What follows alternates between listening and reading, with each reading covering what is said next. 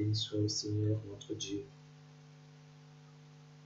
Père notre Créateur à tous, l'être le plus sensé de l'univers, celui qui fit nos corps ainsi que leurs conditions de vie, lui qui est la source de l'intelligence, de la force. À lui la gloire pour l'éternité. Amen.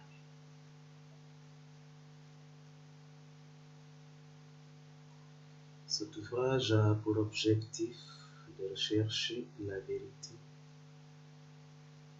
et comprendre sa nécessité dans la vie aussi. Sommes-nous rendus compte que ceux qui épousent la vérité deviennent des enseignants de leurs enseignants,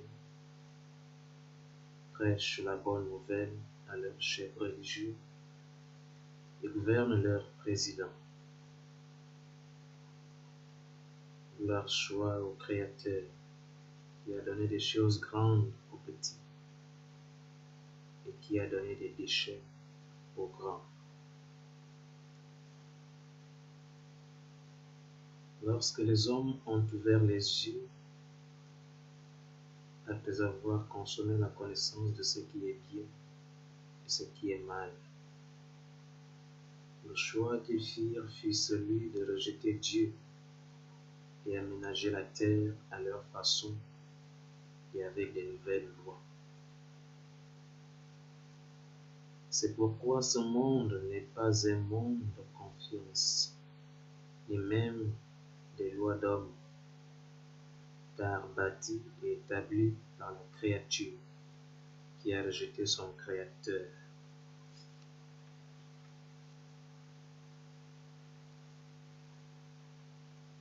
Et lors de sa construction, on empêchait à certaines personnes de parler. Celles qui avaient des idées contraires au choix que ces hommes avaient fait étaient appelées des rebelles. Elles étaient exterminées quand on les torturait. Empêcher aux hommes de s'exprimer librement, n'est-ce pas en quelque sorte étouffer la vérité? Ainsi le noir fut étouffé. Et puisqu'on ne peut continuer d'exister que grâce aux moyens ou des éléments par lesquels on a été formé, ceci signifie que le monde est toujours sous l'oppression de ceux qui ont fait le choix de s'écarter de la raison, de rejeter Dieu. Aller chez autrui avec des armes, piller ses biens, assassiner son peuple et le contraindre de se soumettre à toi, c'est la chose la plus irréfléchie, nécessairement bestiale.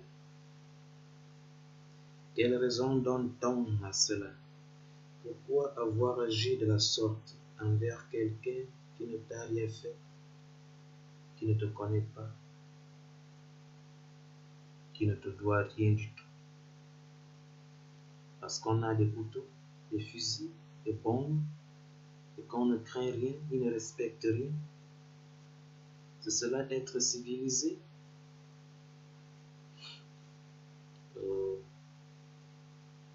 Homme insensé, dépourvu de toute raison. Cela fait rigoler, mais en réalité, tout ceci est arrivé pour que l'on ne se trompe pas. Celui qui agit sans raison est forcément une bête, voire pire qu'une bête. C'est la raison qui manque aux bêtes et aux fous. Ce n'est pas la forêt qui rend bête, d'autant plus que la vie ne peut se concevoir sans la forêt. C'est le manque de raison qui rend bête. Et pourtant le monde entier a accepté cette vision, cette civilisation égyptienne. vivre sans raison. Et il s'étonne qu'il y a de la souffrance. La pierre que le constructeur avait rejetée, c'est elle qui est devenue la pierre angulaire. Quelle merveille aux yeux du Créateur! Depuis les siècles, l'homme noir a été rejeté, humilié, torturé, parce qu'il aime la forêt, parce qu'il ne trouve pas de nécessité à dominer l'autre peuple, parce qu'il sait que pour vivre, il faut planter ses propres légumes que sa bouche mange, pêcher son propre poisson, chasser sa viande, rire, danser, se marier dans sa famille, soigner ses enfants. Quelle merveille aux yeux de Dieu! Mais le noir ne le savait pas. C'est pourquoi aujourd'hui, il faut qu'il le sache, sinon le monde va périr. Mon salut vient d'Afrique.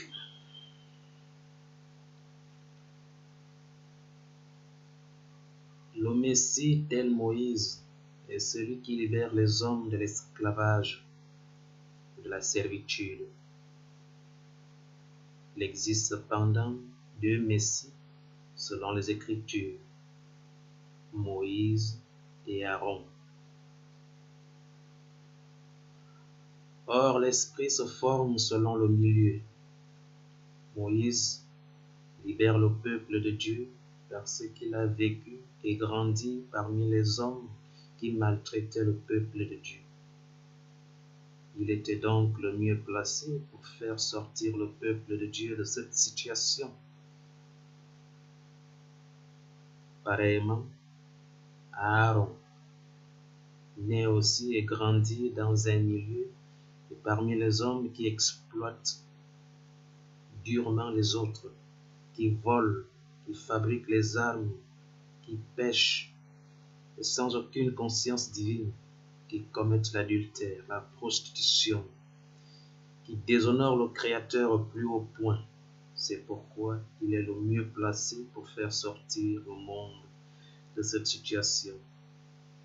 Il est sauveur lui aussi. Toutefois, les deux sont animés par l'Esprit de Dieu, appelé le Saint-Esprit, mais seulement à des époques différentes. Le Saint-Esprit est le médiateur entre Dieu et les hommes. C'est avec lui que Dieu crée le monde et gouverne l'univers. Et celui qui est chargé de faire connaître la vérité aux hommes. Par exemple, les langues que chaque nation parle, qu'on appelle langue maternelle, pour pouvoir connaître et nommer les choses que Dieu a créées. C'est le Saint-Esprit qui en est le maître, l'enseignant, l'éducateur, le gouverneur des hommes. Lorsque le Saint-Esprit est au service de Dieu, on l'appelle Fils de Dieu. Lorsqu'il est au service de l'homme, on l'appelle Fils de l'homme. Cependant, son travail sur terre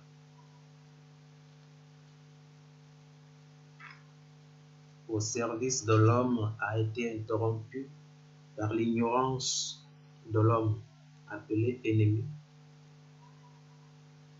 C'est-à-dire quand l'homme a cessé de vouloir connaître Dieu et la raison d'être de l'univers, car l'ignorance, c'est la négation de la connaissance. C'est différent de l'idiotie, qui est l'absence d'idées. Le travail que le Saint-Esprit avait commencé, ayant été interrompu par l'ennemi qui a fait venir les idées destructrices de l'œuvre de Dieu, devait forcément revenir pour achever ce travail. C'est ce retour que les hommes attendent dans leur inconscience pour pouvoir entrer finalement dans le royaume de Dieu, qu'on appelle au 7e jour, où Dieu doit se reposer de toute l'œuvre qu'il a faite. Le travail qui était resté était de faire connaître aux hommes les lois du ciel, c'est-à-dire les liens entre les astres, qui ils sont, qui est Dieu et leur raison d'être. Voyez alors que les deux sauveurs, Moïse et Aaron, ont forcément les mêmes connaissances sur l'univers, mais Moïse fut choisi pour faire connaître les lois entre les hommes, mais Aaron, lui, ce fut pour les lois entre les planètes. L'agneau de Dieu, quant à lui, est l'homme qui devait naître dans un milieu sauvage, où les œuvres de Dieu ne sont nullement en danger. L'Afrique étant le seul continent où l'on ne fabrique pas d'armes, où la science de l'homme est moins pratiquée et moins connue, où il y a moins d'inventions. C'est d'ailleurs pourquoi ils sont très pauvres dans ce monde voleur, de perversion, d'adultère, de prostitution, de criminels, parce que l'esprit d'exploitation de l'homme par l'homme n'y est pas, ni l'esprit d'exploitation de la terre. Non, l'esprit destructeur n'habite pas en Afrique. C'est pourquoi les Africains ne sont pas spécialistes dans l'exploitation d'homme par l'homme et dans l'exploitation de la terre. De tels hommes sont forcément des brebis. Ils sont doux comme des agneaux devant Dieu créateur, parce qu'ils ne présentent aucun danger pour sa création. Nous disons alors que c'est forcément en Afrique que devait naître et grandir celui qu'on appelle agneau de Dieu à cause du milieu où évoluent ses habitants. Car c'est en fonction du milieu que l'esprit se forme. C'est pour cette même raison que les sauveurs devaient naître chez les Blancs, où règne la perversion, l'immoralité, le mépris et la haine de Dieu, la destruction de la nature et tout ce qui conduit à la destruction de la vie. Remarquez aussi que l'agneau de Dieu n'écrit pas un livre, mais il lit les livres. Il s'agit des livres des sauveurs, Moïse, Aaron et Jean-Baptiste, qui sont la Bible, le livre de vie. Pour le premier sauveur, l'agneau de Dieu est appelé Josué. Pour le dernier, il est appelé Jésus. Mais c'est toujours le Saint-Esprit qui anime les trois.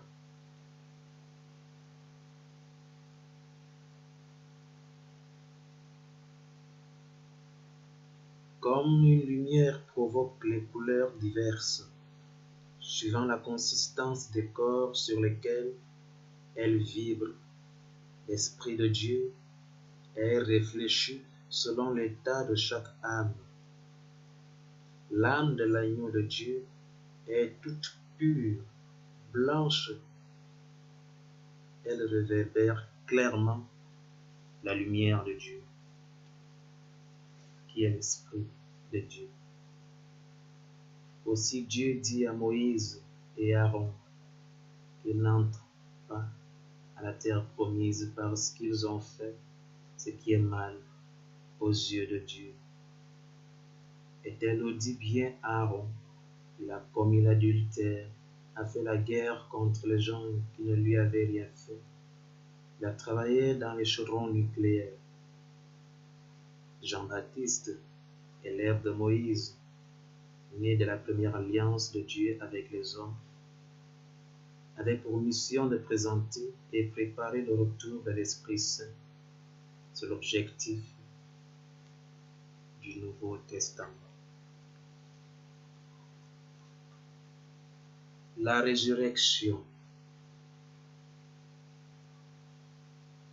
qui vient de ressusciter. Ressusciter, ressusciter. Or, ressusciter égale naître. Faire naître notamment des idées, des pensées, des émotions. Exemple, susciter la colère, susciter la joie, susciter la tristesse, etc.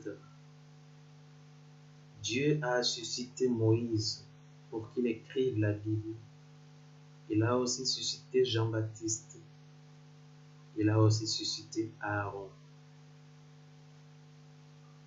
Mais pourquoi il n'a pas suscité Jésus? Parce que Jésus est ce qui suscite, c'est avec quoi Dieu suscite les hommes. Si susciter égale faire naître, donc ressusciter, c'est refaire naître. Aussi peut-on aisément dire, il a ressuscité ma colère, il a ressuscité ma joie, ma tristesse, mon allégresse, mes émotions, etc. Jésus est la conscience divine personnifiée. Jésus-Christ, c'est lorsque cette conscience est accompagnée cette fois par la connaissance de la science de Dieu. Comprenons donc qu'on ne suscite pas un corps matériel, mais un esprit. Donc, on ne ressuscite pas les chairs, mais l'esprit par lequel les connaissances naissent. Par conséquent, la résurrection des morts, c'est la réanimation de la conscience de Dieu et ses œuvres. Car de même que Dieu a suscité Moïse, Jean-Baptiste, il suscitait beaucoup d'hommes. Mais les hommes l'ayant abandonné au profit de la gloire des hommes, de leur propre gloire, il a donc cessé de les susciter. Il y aura un moment où il doit recommencer à les susciter à nouveau. C'est ça qu'on appelle la résurrection. Signifie alors que Dieu revient susciter les hommes comme il le faisait autrefois, mais cette fois en leur montrant toutes les choses de la vie pour qu'ils ne commettent plus les mêmes erreurs.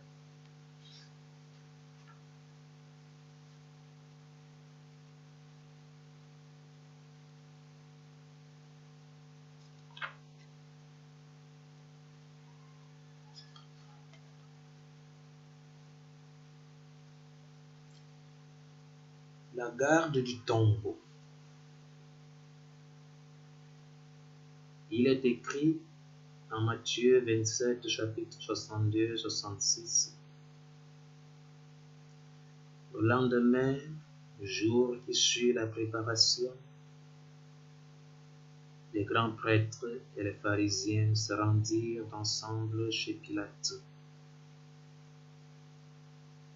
Seigneur, lui dirent-ils, nous nous sommes souvenus que cet imposteur a dit de son vivant, après 3 jours, je ressusciterai. Donne donc l'ordre que l'on s'assure du sépulcre jusqu'au 3e jour, de peur que ses disciples ne viennent à l'improviste le dérober et disent au peuple, il est ressuscité. Et cette dernière imposture serait pire que la première. Allez, assurez-vous du sépulcre, comme vous l'entendez. Ils allèrent donc s'assurer du sépulcre, en scellant la pierre et en y postant une garde. Ici, je suis en train de vous mettre en garde contre les chefs religieux qui pullulent le monde aujourd'hui. Lorsqu'on sait que Jésus avait invectivé les prêtres en ces termes,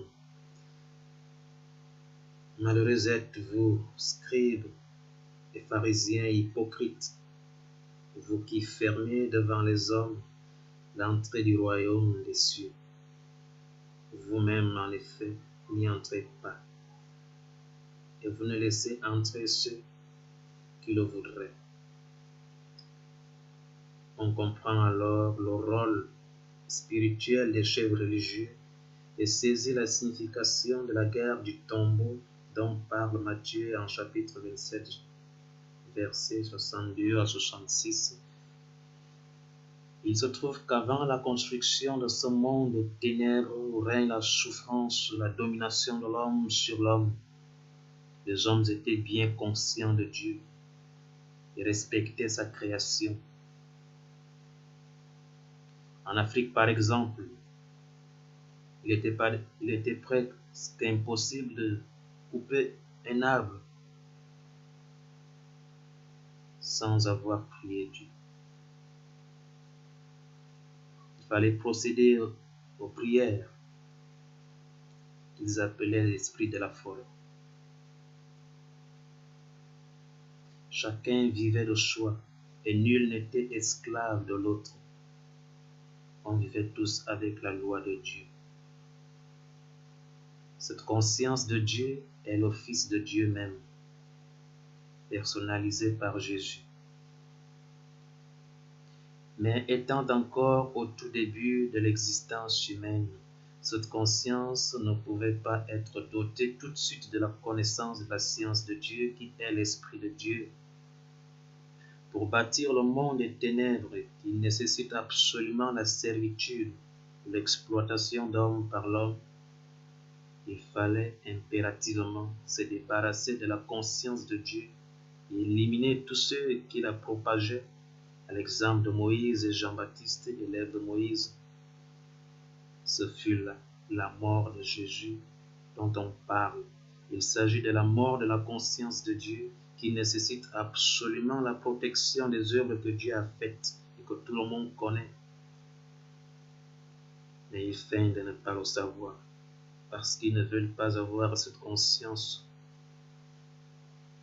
Dans la crainte que cette conscience ne réapparaisse un jour pour ramener les hommes à vivre comme Dieu veut, il fallait empêcher les hommes de penser par eux-mêmes de ce qui est lié à l'univers de Dieu, la raison pour laquelle il a créé les astres, les planètes, le soleil, la terre, les arbres, les eaux, l'amour de la liberté originelle et inconditionnelle. Il fallait les empêcher d'y penser. Tel est le rôle spirituel que jouent les chefs religieux. Mais la Bible étant ce cylindre sous dont parle Ésaïe en chapitre 8, versets 1 à 4, à point de butin, proche pillage. Ils ont ainsi dans leurs mains ce qui va servir à rôtir leurs âmes dans les flammes de l'enfer pour l'éternité. Voyez aussi que Jésus se ressuscite sans qu'ils ne s'en aperçoivent, malgré leur garde. Cela signifie qu'ils ne parviennent pas à savoir comment nous avons fait pour connaître la vérité qui est écrite dans la Bible, alors que ce sont eux qui sont censés nous la faire connaître. Comprenez donc pourquoi les chefs religieux sont plus à craindre que les chefs de peuple avec leurs armes. Il en est ainsi parce que les chefs de peuple veulent tout simplement régner et se sentir maîtres, être idolâtrés, tandis que les chefs religieux barrent la voie qui mène à Dieu. Ils empêchent aux hommes d'être en contact avec le Créateur. Leur doctrine ne consiste qu'à monter l'homme contre son propre Créateur pour que l'homme haïsse Dieu. Nous avons par exemple, ils disent, le royaume de Dieu, c'est après la mort. Qu'est-ce qui se passe derrière cette expression? Le royaume de Dieu après la mort permet à l'homme de mépriser la vie et vénérer la mort. Car le bon côté, c'est forcément où se trouve Dieu. Si Dieu se trouve après la mort, alors la vie n'a pas de sens. C'est ainsi qu'ils salissent les âmes en faisant aimer les choses qu'il ne faut pas aimer. Car si Dieu se trouve après la mort, il faut forcément respecter cette mort et se précipiter même de mourir. quel respect et quel intérêt allons-nous accorder à la terre et aux espèces qui la peuplent? Non, le royaume de Dieu ne se trouve pas après la mort de la chair, mais c'est après avoir tué ses propres sentiments pour faire la gloire de Dieu, après avoir tué son ego, parce que tout homme veut être important, alors que c'est Dieu qui doit être important. En cherchant à ce que Dieu soit important, voilà ce qu'on appelle la mort. Donc tu tues tes propres désirs pour faire plaisir au Créateur. L'autre mot qu'on appelle Satan, défini comme responsable du mal qui règne sur terre. En disant que Satan est le responsable des maux de la terre, cela permet donc à l'homme de ne pas fournir des efforts pour se conformer à la vision du monde voulue par Dieu. N'étant pas responsable des mauvais actes qu'il commet, pourquoi Dieu le punirait-il? Dieu doit donc s'adresser à Satan, puisque c'est Satan responsable. Mais si l'homme est responsable du mal qu'il fait, il est forcément ce Satan dont parlent les Écritures, et il doit chercher à se corriger pour se conformer à la volonté de Dieu. Jésus naît d'une vierge. Pour cela, il est l'unique Fils de Dieu, car né sans péché, c'est-à-dire sans rapport sexuel. C'est ainsi qu'ils définissent Jésus.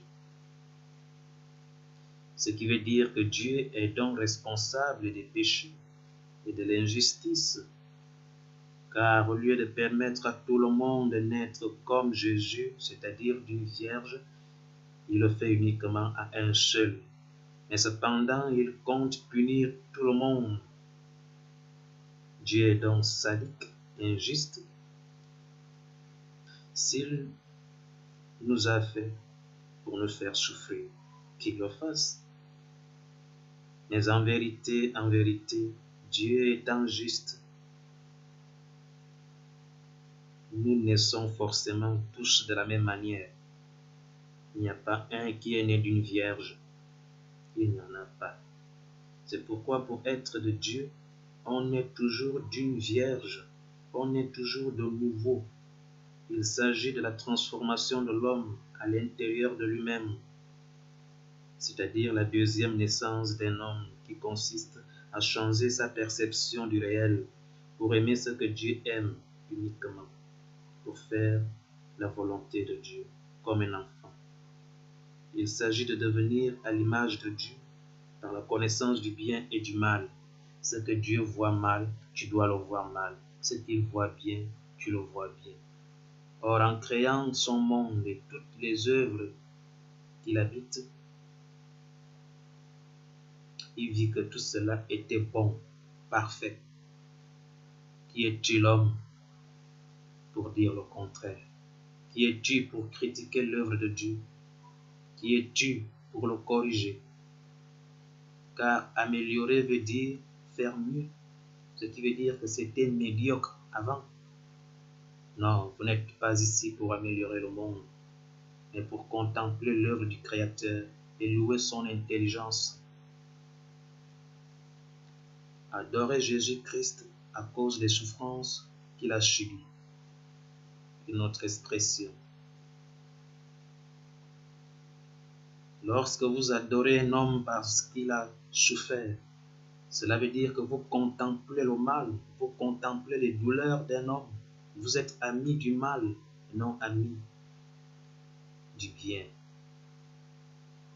Pourquoi vouloir éliminer le mal sur terre alors qu'il est l'objet de contemplation de ceux qui iront chez Dieu? Quand on aime Jésus à cause de ses souffrances, au lieu d'aimer Dieu à cause des choses qu'il a faites, on préfère l'aimer parce que Jésus a souffert sur la croix, le sang a coulé, il a gémi. Tels des charognards et des vautours qui se rassemblent autour d'une chair morte pour se la disputer. Les membres de l'infâme secte romaine qu'on appelle l'Église catholique chantent et dansent devant l'effigie d'un homme cloué à un bois comme un malfaiteur, et précisément le Fils de Dieu. Ils sont contents. C'est l'objet de leur salut. On ne peut donc plus aller chez Dieu parce qu'on l'aime et protège les œuvres qu'il a faites, mais parce qu'on adore les douleurs que Jésus aurait subies, son sang qui aurait coulé, ses gémissements et ses cris de souffrance. Voilà ce qui sauve les hommes maintenant. Les hommes sont devenus des monstres au plus profond d'eux, des monstres fabriqués par les églises, fabriqués par les chefs de peuple, les enseignants, et tous ceux qui ont osé se substituer au Créateur. Mais en réalité, seul le bien nous fait respecter quelqu'un et nous pousse à nous soumettre volontiers à lui. C'est pourquoi la reconnaissance de la grandeur de Dieu et de son infinie bonté qui s'exprime simultanément à travers les œuvres qu'il a faites et qu'il nous a données gratuitement en échange de notre amour. Aimez-moi et prenez soin de tout ce que j'ai fait et que je vous ai donné. Faites-en bon usage. Voilà ce qui sauve. Cette nouvelle conscience dont on se dote, c'est cela qu'on appelle Jésus. C'est la personnification de la conscience divine. À Dieu notre Créateur, toute notre soumission pour l'éternité, et que sa lumière éclate sur tous les confins de la surface de la terre. Amen.